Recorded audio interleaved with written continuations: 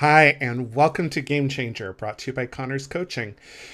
You can show your support by logging into YouTube, liking this video, and subscribing to our content. That goes a really long way to helping us grow as a channel.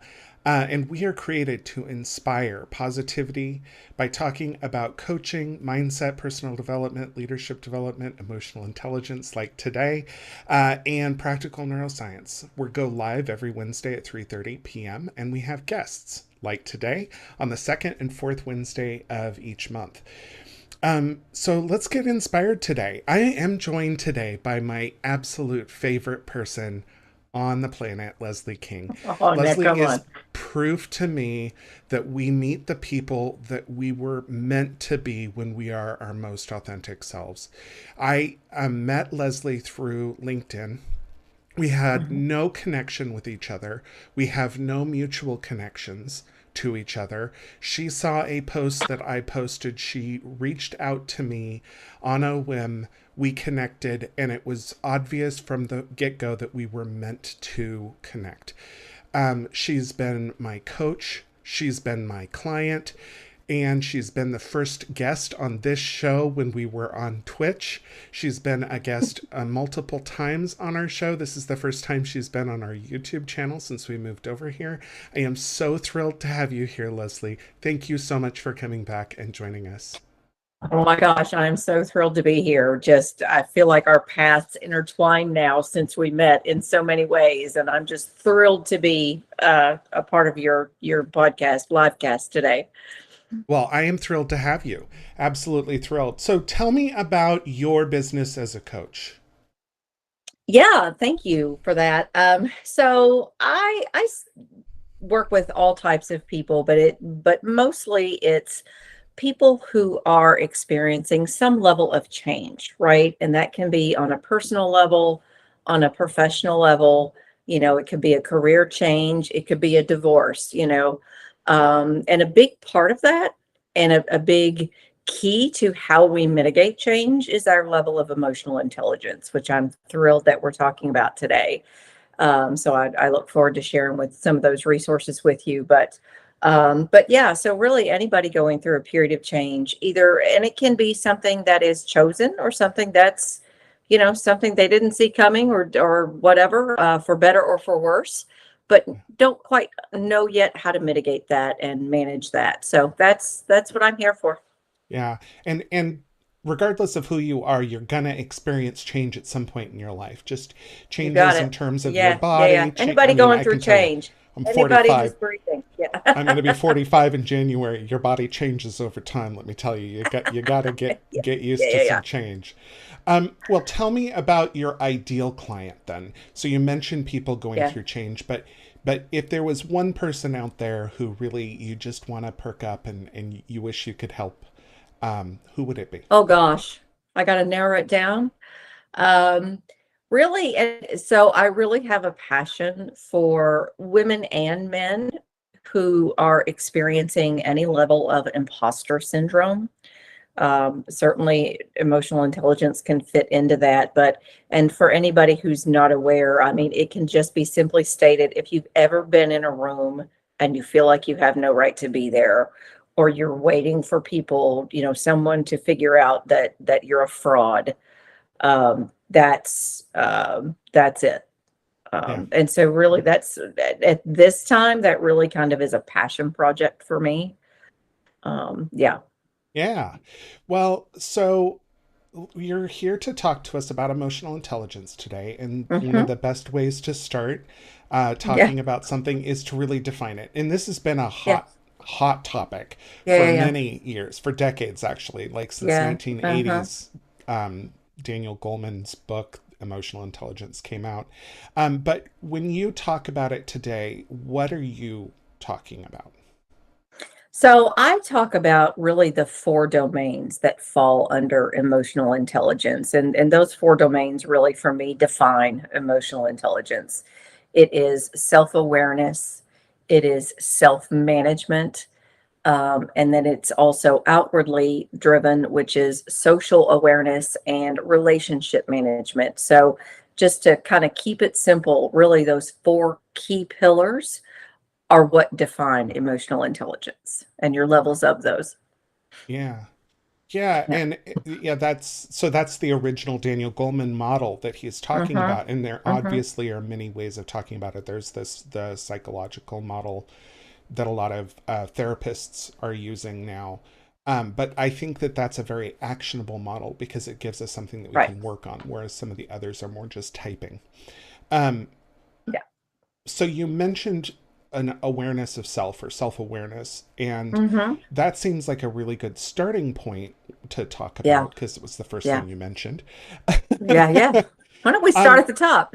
yeah, well, so when you have a client and you're working with them on emotional intelligence, um how do you see your clients improving in that area? So there are a lot of tools that we can use in the coaching environment, but there are also a lot of tools that people can use on their own. And I think that's important too. There are a lot of tools that we can use just on a day-to-day basis, right? And one thing that I'm using more and more is something called the Wheel of Life. And there's a classic Wheel of Life, but really you can make it whatever you want to be. And so I would encourage, viewers of this cast right now, take a piece of paper. You don't have to print anything. Take a piece of paper, draw a big circle on it, right? Cut it into sections, however many you want, and you can put in whatever it is that you want to gauge. Classically, those are things like relationships, and you can either even break that down into marital and personal relationships, work, physical fitness, hobbies, travel, spirituality. Did I say that one already? So any number of things. And then and then you kind of rate on a scale of 1 to 10. Where do I feel like I am in that right now? With one being, I really got nothing going on there, right? To 10 being, I have a grasp on this, and this is maybe one of the point areas of my life that I'm most happy, most fulfilled. And then you can even break that down into a second degree wheel of life, if you will. So let's say that it is family is a heading for you, and you've said, I'm kind of a 4 on that. Well, what does that mean? That can mean so many things. That can be your relationship with your spouse, your relationship with your children, your relationship with, extended family, siblings and parents. It could be time that you spend. It doesn't have to be the relationship itself, but the amount of time that you spend, activities that we do.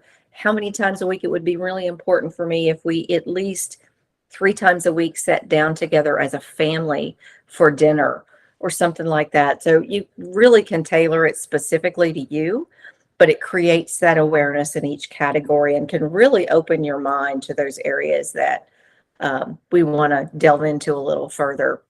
Yeah, and so Um, you're talking kind of visually for us yeah, visual folks of yeah, having that wheel so that the one is kind of close into the center and then the larger further out on the yep, wheel is like a yeah. You 10. can even shade it in if you want Yeah. to, if you're artsy. When cuz so that's a common tool for coaches that we Mm-hmm. use, and I Yeah. use that with my Mm-hmm. clients as well. And I Yep. talk about it in terms of like how they're connected as well. So like how Mm. your finances are connected to your family or how your finances are connected to your relationships Yeah. because they can Yeah. drag things down. So like if you're not satisfied with your finances, that might actually be dragging down your satisfaction in your family That life is as absolutely well. true. Yep. Yeah. Definitely. Yeah. Our We tend categories don't to exist in a vacuum, right? yeah, we tend to ride better in our wheel of life if the wheel is fully inflated and doesn't have a flat spot. That's a good one. I hadn't heard that Yeah. one. That's a very good one. Well, So within some other yeah. areas that we can increase our awareness, one of the things that I know that you're a big fan of, right, is journaling. Yeah. Oh, And yeah. I think that people often get very intimidated with journaling. It almost becomes an area of stress for them if they think, I've got it, I'm going to start journaling. It doesn't have to be every day. It doesn't have to be paragraphs. It doesn't have to be on paper. It can be on your phone, in your notes. It can be bullet points. And I know that you have a lot of thoughts about that. Yep, you're nodding. You're nodding. Yeah. You're speaking my, you, well, you and I have talked about this I challenge all of my clients to do some form of journaling, Yeah. but it's not Dear Diary. No. Today I met a cute boy. It's not. Yeah. Yeah. It's Yeah. Yeah. not like that. It's what do you want to get out of this journal, and then you Yeah. focus on that. Yeah, Yeah. that's And so it can, so you important. may do it daily, you may do it weekly, you may do it sporadically. It may be one time, just a list of things that you're grateful for today. Yeah, Another time, it could be a list of things that you want to do this year, or it could be a few things that happened today that you don't want to forget. You may want to revisit that later. yeah. Quotes that you Things that read. you're proud of that you did at work today. Yes. That's a Yeah. thing that I've been working with a client on. Yeah. Very good. Yes, absolutely. So journaling, and it doesn't have to be stressful. We can also, another way to develop our self-awareness is to ask for feedback from others. That's something that I think that we maybe don't do enough, and sometimes we don't want the answer to, right? Yeah, But unfortunately. people in your family, people that you're close to, coworkers. I did that today. I was working with one of our directors, and we were working on a couple of projects together, and I asked for feedback. What do you think about how I performed in this scenario? So that's very, very important. Um, and then finally, there are many, many ways, but the last one that I'll touch on is, to do self-assessments, or otherwise known as personality assessments sometimes. I think those can be really, really useful tools. Many times you can find free options for them, and sometimes they're paid. It's the level of investment that you feel like you want to or can. But a couple of those just may be the Enneagram, the MBTI, Myers-Briggs, the DISC profile. Most recently, I've done the Insights Discovery, which is not dissimilar to the Myers-Briggs, right? It's kind of based on the Jungian personality types. Strengths Finder, you can Google it and you can find all kinds of things. And then of course, in the one that you are certified in, right, the ELI, which you and I Yeah, did, the Energy Leadership Index, which I found to yeah. be really enlightening. Yeah, and also there's an emotional intelligence 2.0. So the three big ones according to Right, Gallup are right. the Strengths Finder, Emotional Intelligence 2.0, and the ELI. Those are the top three Uh-huh. listed by Forbes. It's Forbes, not Gallup. Did not know that. Did Yeah, not know that. You just taught me something new right now. there's an article on my website. I have a link to it on Okay. that. All right. But Can you put that in the show notes so that we can uh, all? I can put it in a I'll put it in a comment after Okay. the show. Very good. Very good. Yeah. Well, so there are clearly ways to increase our self-awareness, but that doesn't necessarily translate to action, right? I mean, there's a certain Mm. amount of consciousness that goes into that, but how does that translate to action? How do we get to that self-regulation piece? Yeah, then that's where the rubber hits the road, right? So we can be as aware as we want to, but what are we going to do with it? So, and once we are aware, then we're responsible to do something with it, right? In coaching, we talk a lot about the amygdala hijack, and of course, the amygdala is that part of the brain that, very simply, there's many things that the amygdala does, but it's kind of responsible for that fear, the threat mitigation, the fight, flight, or freeze response. And it's a physiological response. We're supposed to have it. It saved us, when we were all Neanderthals, trying to run from the whatever it was we were running from. High school I almost bullies. said the dinosaurs, but that wasn't a thing. Uh, but being aware of that and knowing that while we have those physiological responses, we also can control them. And sometimes that's as simple as taking a second. So, just pausing, taking 8 seconds, take 10 seconds, just stopping a minute to let that sort of amygdala thing run its course, and then let your logical brain take over and say, how do we really want to respond in this situation, right? And a lot of that is, it goes back to awareness and knowing your triggers, things like that. Uh, did you want to say something about No, that? I think that Go. Okay. those are great points, and I think that Yeah. you're kind of bringing up that consciousness itself, that just Mm-hmm. being aware of your behavior gives you the power to act on it, to change it. Mm-hmm. And Mm-hmm. you know, it takes a lot of effort to change habit, but it is possible. It's doable. It takes Yeah. 30 days of Yeah. conscious effort to change an unconscious habit. Yeah, you're absolutely right. Absolutely right. And then, beyond that, there's a lot of tools that we have at our disposal now that really can help us regulate. And those can be as simple as using calendars, again, whether written or on your phone. It can be using, productivity apps, either making a list or taking notes in a notebook or there's a lot of wonderful apps out there right now. Evernote and Notion are just two that I'm thinking of right now. And when I say that, how can that help you self regulate? Well, I think anything that keeps us organized and from flying by the seat of our pants can help us to self-regulate. You and I, before we went live on this podcast, right? We took a minute to just breathe and to visualize and to just put our minds in this moment now. That was self-regulation, Yeah. certainly. It Yeah. was. It was actually. So just to so the audience can knows what that is.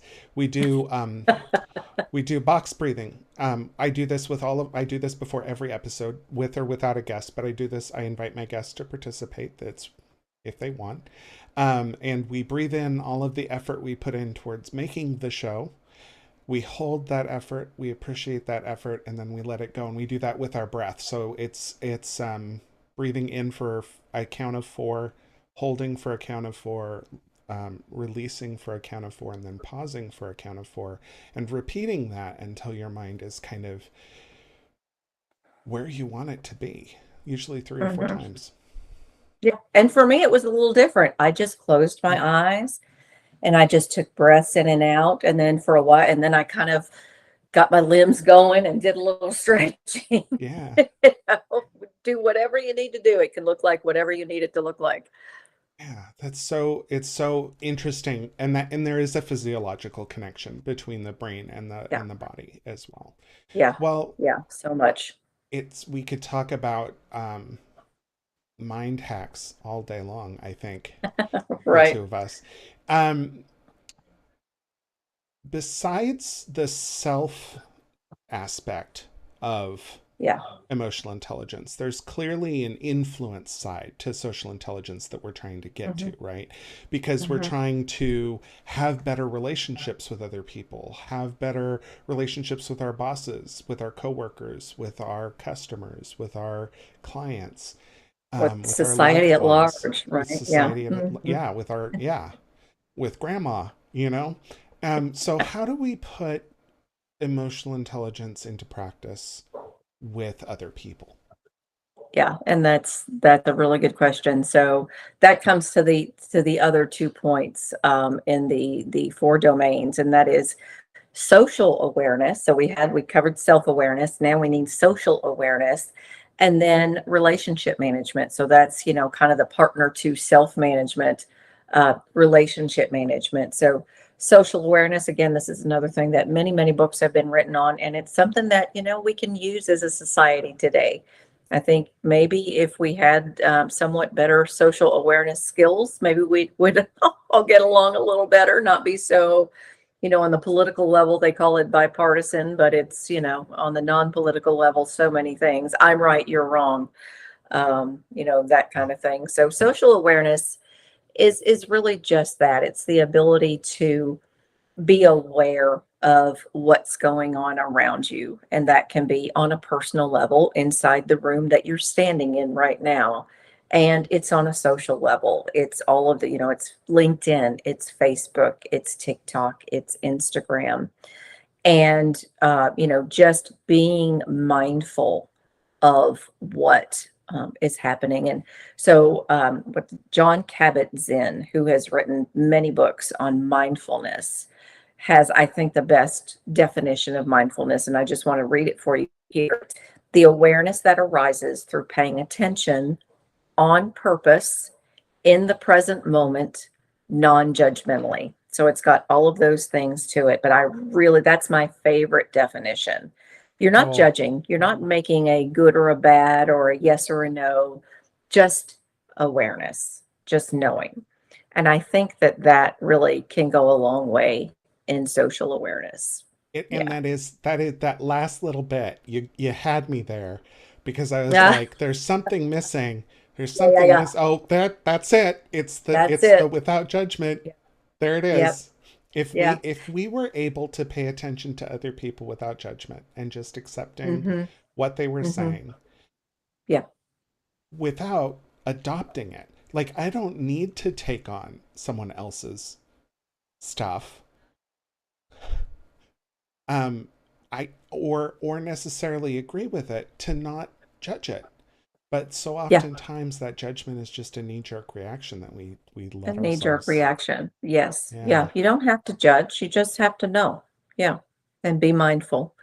Um, Inclusion and diversity, there's a big movement right now, especially within the workforce, right? But also outside the workforce and on college campuses and other educational arenas.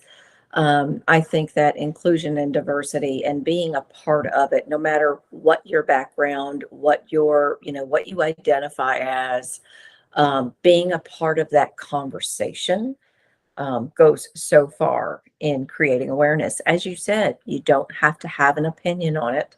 You don't have to agree with it. You don't have to disagree with it. At this point, we're just talking about being aware of it. So those are some tips, some of the many tips that can go towards social awareness. And then that last piece of it is relationship management. So okay, now we're aware. Now what do we do with it, right? And again, that is both, inside the house, outside the house, etc. And I think it's really simple. It's about active listening. It's about curiosity, asking questions. It's not always about me. It's also about you, and I want to ask you questions. It's about making time for each other. It's about validating each other. So, active listening, but also validating. And again, validating isn't a statement of agreement or disagreement. It's simply, I'm validating your emotion. I'm validating your opinion. I may have a different one, but it's respectful. And one of my favorite quotes ever, and this is back many years ago, I read the autobiography of Mary Kay Ash, last name, and she is the founder of Mary Kay Cosmetics. And she lived by the philosophy that everyone goes around with a sign on their forehead saying, "Make me feel important." And that's not make me feel important like I'm somebody, like I have status. Make me feel valued as a human being. Yeah. And that is something that I have carried with me since the day that I read that quote. I just think that's very important. Yeah. There's also a dark side to relationship management that I just wanted to touch base and get Sure, your thoughts on, and that is sure. the idea of manipulation. Because Yes. that is a form of influence or a form of relationship management Mhm. that kind of is dark.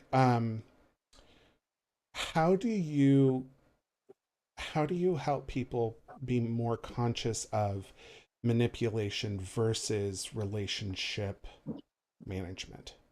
That is a hard one, right? And sometimes in that situation where they really don't necessarily understand what that difference is, I think that's time for a referral to a therapist. You and I have talked many times that therapy and coaching, while there are a lot of overlaps, they are two different things. But I think I, knowing some definitions, I think that many people are brought up to think that there are certain types of we call it abuse, and they understand it as love. That's how you show me love. And again, that often takes a therapist. But again, I think just understanding a definition of, what is gaslighting, what is what is a healthy relationship, educating yourself on what is a healthy relationship, establishing boundaries. What are the things that I personally, this is a no for me, and building tools to be able to Yeah. establish those boundaries and stick to them. What Yeah, are and your that's thoughts? and totally. I just wanted to say Yeah. that that is what you're talking about when you're talking about relationship management, not to put Mhm. words in your Mhm. mouth, but Yeah. healthy boundaries are part of your Sure. relationship management because you're helping define where you end and where someone else begins. Yeah, And that's so absolutely right. you can't manage your borders if you don't have them in the first If you place. don't have them. And let me also say that boundaries are not outwardly um, focused. What I mean by that is if you tell someone you create a boundary, that doesn't become their responsibility. It becomes your responsibility to stand behind that boundary and enforce that boundary. Yeah. And if you let them slide, don't expect them to suddenly magically adhere to it Yeah. because you've It given them takes a magical learning. signal that they can just cross Learning. at any Yeah. time they want. So you Because have to you're you dealing have with to their enforce it. habits and histories too. Yeah. Yeah. Yeah. Hmm. Well, Leslie, we have had a tremendous conversation about emotional intelligence. I If love someone these. wants to work with you to develop their own emotional intelligence, what's the best way that they can contact you? Yeah, absolutely. And we need to put this in the comments too. But my website is lesliekingcoaching.com. My email is the same. It's lesliekingcoaching@gmail.com. And again, we'll put that in a comment under the video. And then for your folks who are watching this today, your folks, my folks, what I'd love to do is offer a 60-minute session, a Wheel of Life session.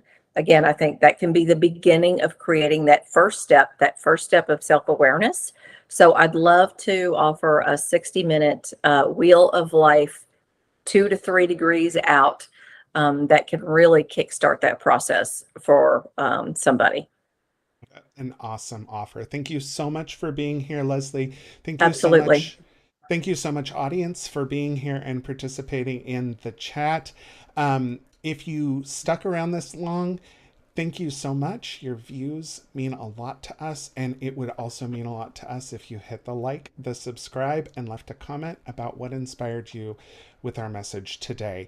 We're going to talk about Ikigai next time, which is all about the art of finding your reason for being. So I hope to see you next time, and I will see you then. Thank you so much for being here. Bye.